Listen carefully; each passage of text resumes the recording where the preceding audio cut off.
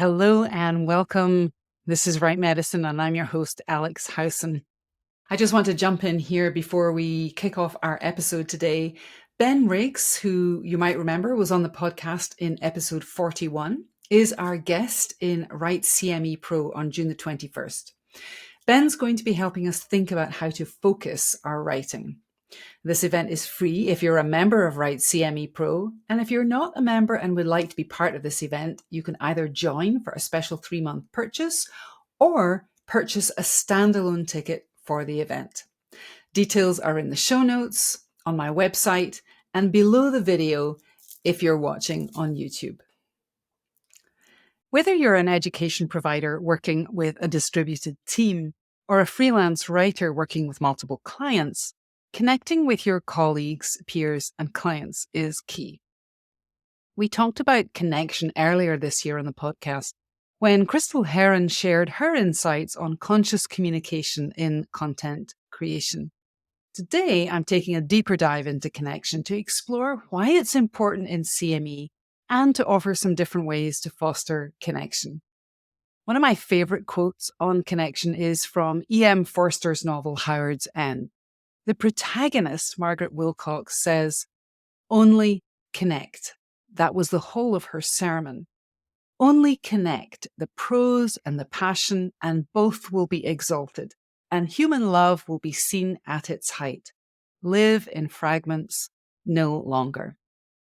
It's said that these words reflect Forster's own interest in connection as a way to bridge differences and mitigate prejudicial thinking. Only connect. 2 short, powerful words. A few years ago, I went to a gig that one of my favorite actors and singers, Alan Cumming, did in Seattle, and he talked about why he had a tattoo of the words "Only Connect" on his forearm. He said he'd tattooed these words, "Only Connect," as a way to remind himself not to feel superior or separate from other people, whether audiences or friends or acquaintances. And side note, I love Alan Cumming. I first saw him at Glasgow Mayfest in the early 1980s when he and Forbes Mason had just started their Victor and Barry tour, or Victor and Barre as they pronounced it. Absolutely hilarious. But more seriously, it's easy to feel separate from others, to feel disconnected, to feel a little superior, because our egos get in the way all the time.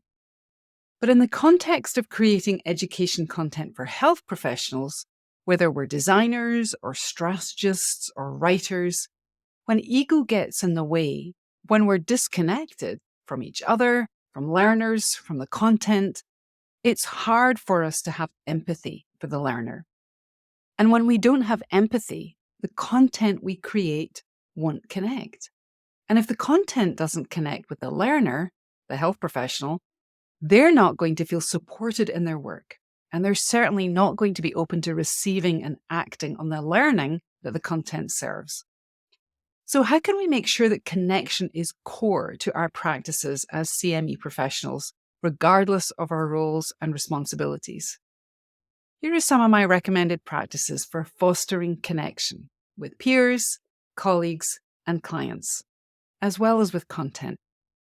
First, focus on relationship building. Whether you're an education provider, supporter, or writer, there's a payoff to consciously creating connections with your clients and stakeholders. It's easy to fall into a rhythm of creating CME content as a transactional practice. But the exchange of time, expertise, and money without connection won't generate quality content. For that, you need connection. Because connection sparks innovative ideas, encourages knowledge exchange, and supports collaboration and reciprocity. How can you foster connection as a way to build relationships? Start by giving. Offer your expertise and support to your colleagues. Share resources, provide feedback, and mentor others when possible. We've talked about mentoring before on the podcast with Griselda Butler, who talked about the importance and the value and the benefits to both mentees and mentors of being in a mentoring relationship. And the Alliance for Continuing Education in the Health Professions runs a formal mentoring program. I think the window for applications closed earlier in May, but I'll put a note in or a link in the show notes for future reference. And so I'm curious, what are some of the ways that you're fostering connection with your peers, colleagues, or clients? If you're listening to the podcast on Spotify, let me know your thoughts in the poll. Or if you're on another platform, go to my LinkedIn page and answer the question there. And if you're watching on YouTube, let me know in the comments. Okay, here's a second idea. Cultivate empathy in your planning, designing, and writing. We all know that health professionals are extremely busy, and their in-the-moment learning capacity is affected by many factors like specialty, proficiency level, and workplace setting. Our goal in CME is to help learners process, synthesize, and apply new information effectively in the relevant context. And we can do that by applying empathy to content creation. And what do I mean by that? Well, first, create content in multiple formats and provide access to that content in multiple ways. In episode 20 of Right Medicine, Alison Kickle talked about the value of diversifying content format.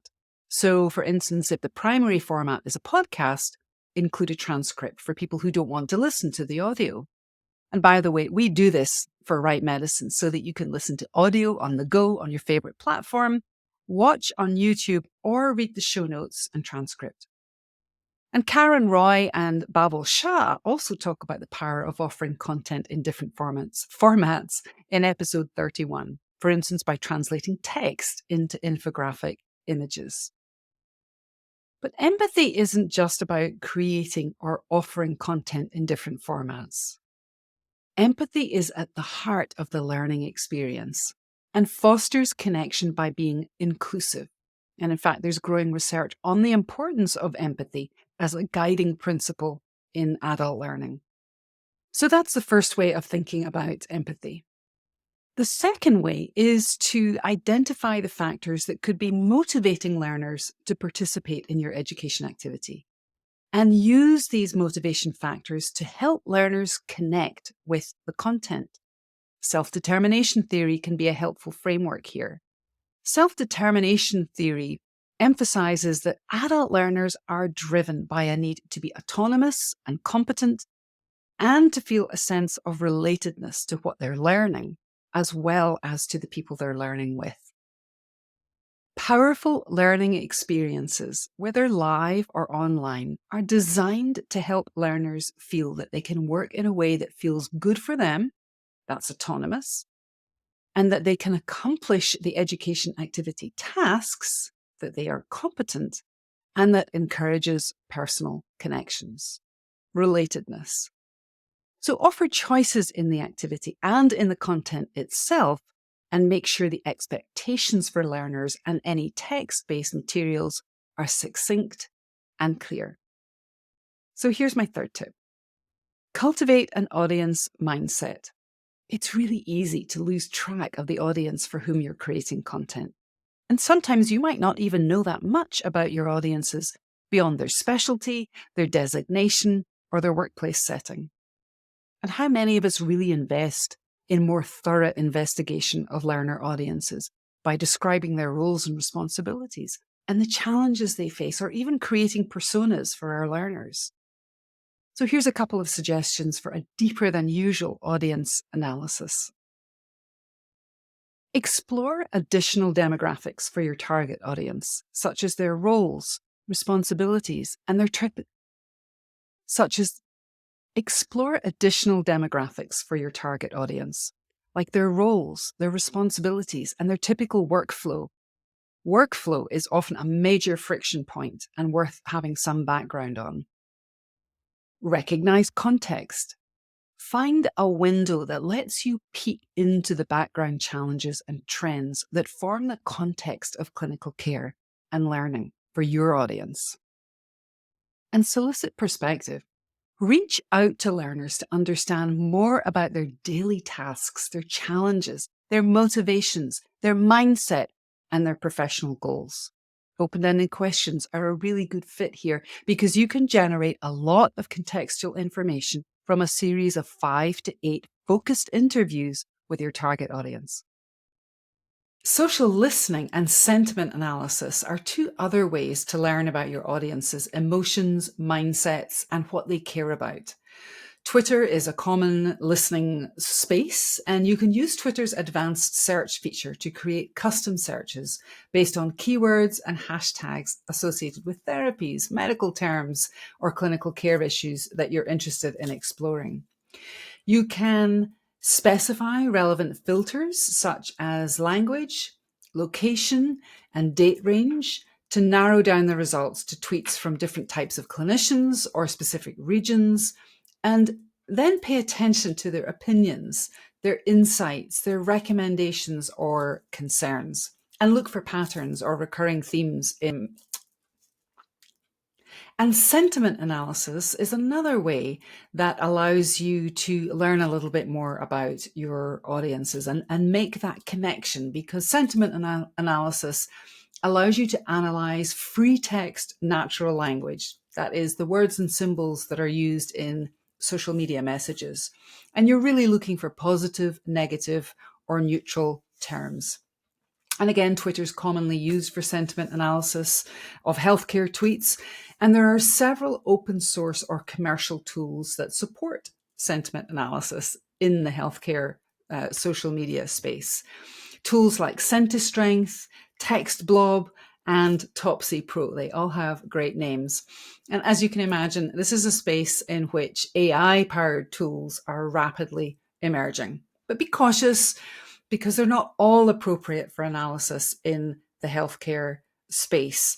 And as with any research method, both social listening and sentiment analysis have their disadvantages and ethical parameters that we have to wrap around their use. These tactics will help you really get to know your audience and keep them at the top of your mind so that you can help health professionals process, synthesize, and apply new information effectively in the relevant context. And so, only connect. You don't have to tattoo those words on your arm to connect more effectively with your clients, peers, and colleagues.